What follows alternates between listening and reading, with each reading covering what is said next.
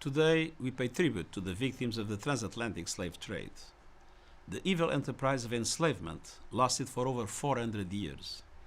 Millions of African children, women and men were trafficked across the Atlantic, ripped from their families and homelands, their communities torn apart, their bodies commodified, their humanity denied.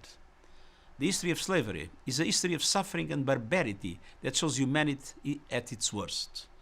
But it's also a history of awe-inspiring courage that shows human beings at their best, starting with enslaved people who rose up against impossible odds and extending to the abolitionists who spoke out against this atrocious crime. And yet, the legacy of the transatlantic slave trade haunts us to this day. We can draw a straight line from the centuries of colonial exploitation to the social and economic inequalities of today. And we can recognize the racist tropes popularized to rationalize the inhumanity of the slave trade in the white supremacist hate that is resurgent today. It is incumbent on us all to fight slavery's legacy of racism. The most powerful weapon in our arsenal is education, the theme of this year's commemoration. By teaching the history of slavery, we hope to guard against humanity's most vicious impulses.